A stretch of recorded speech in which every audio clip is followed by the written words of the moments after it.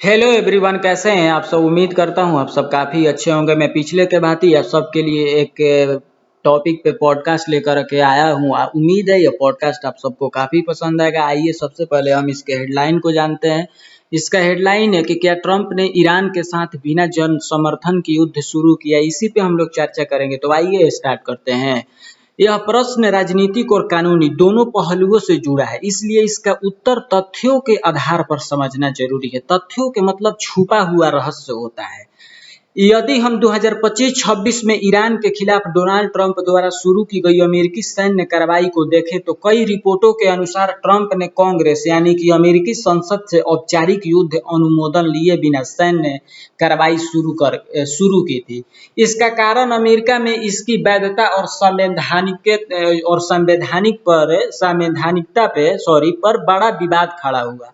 जहां तक समर्थन यानी कि पब्लिक सपोर्ट का प्रश्न है, उपलब्ध जनमत सर्वेक्षण से पता चलता है कि अमेरिका जनता का बड़ा हिस्सा या तो इस कार्रवाई के खिलाफ था या मानता था कि पहले कांग्रेस की अनुमति लेनी चाहिए थी। अमेरिकी युद्ध शुरू करने का अधिकार आखिर किसके पास होता है? अमेरिका संविधान के अनुसार युद्ध घोषित करने का अधिकार मुख्य रूप से कांग्रेस के पास है, जबकि राष्ट्रपति सेना के सर्वोच्च कमांडर होते हैं। इसी वजह से कई सांसदों ने, कानूनी विशेषज्ञों ने कहा कि ट्रंप द्वारा ईरान पर हमला करने से पहले कांग्रेस की अनुमति ली जानी चाहिए थी।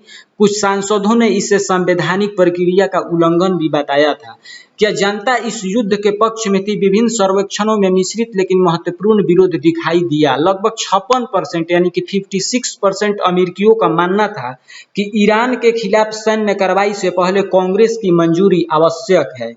एक सर्वेक्षण में लगभग 61% लोगों ने ट्रंप के ईरान संघर्ष को संभालने का तरीका पर असहमति जताई। कई पोलों में अधिकांश अमेरिकी नागरिक सैन्य कार्रवाई को गलत निर्णय मानते दिखे। हालांकि यह भी सच है कि रिपब्लिकन समर्थकों का एक बड़ा वर्ग ट्रंप की कार्रवाई के समर्थन में था, जबकि डेमोक्रेट और स्वतंत्र मतदाता अधिकार विरोध में थे।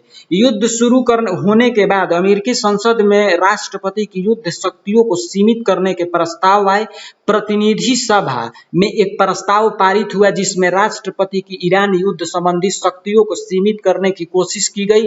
यह दर्शाता है कि कांग्रेस के भीतर भी पर्याप्त विरोध मौजूद था। ट्रंप प्रशासन का कहना था कि यह कार्रवाई अमेरिका सुरक्षा, ईरान के परमाणु कार्यक्रम और क्षेत्रीय खतरों से निपटने के लिए आवश्यक थी। प्रशासन ने इसे राष्ट्रीय सुरक्षा और आत्मरक्षा के दायरे में उचित ठहराया। उनके समर्थकों का तर्क था कि राष्ट्रपति के पास तत्काल सुरक्षा खतरों के जवाब में सैन्य कार्रवाई करने का अधिकार होता है। आलोचकों का कहना था कि कांग्रेस की पूर्व में अनुमति नहीं ली गई। युद्ध के उद्देश्य स्पष्ट नहीं थे। इसके मध्य पूर्व में बड़ा क्षेत्रीय संघर्ष भड़क सकता था। अमेरिकी जनता का पर्याप्त समर्थन मौजूद नहीं था।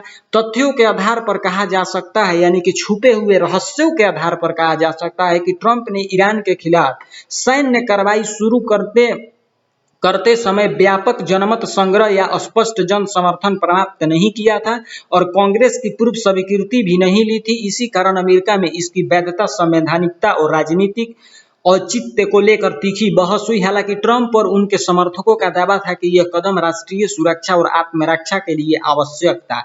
इस विषय पर अलग अलग राजनीतिक दृष्टिकोण है, इसलिए इसे पूर्णतः सही या गलत कहना कठिन है। लेकिन इतना स्पष्ट है कि युद्ध शुरू होने के तरीके और जन समर्थन को लेकर अमेरिका के भीतर बड़ा विवाद जरूर मौजूद था। अब इस पॉडकास्ट के बारे में आपका क्या कहना है, आप मुझे कमेंट बॉक्स में जरूर बताइएगा। तब तक के लिए मुझे दीजिए इजाजत। नमस्कार, जय हिंद, वंदे मातरम। और अगर इस चैनल पे नए आकर के इस पॉडकास्ट को सुन रहे हैं तो प्लीज इसे सब्सक्राइब जरूर करके बेल आइकन को दबा करके रखिएगा, क्योंकि ऐसे ही टॉपिकल पॉडकास्ट इस चैनल पे हमेशा रिलीज होते रहते हैं। धन्यवाद।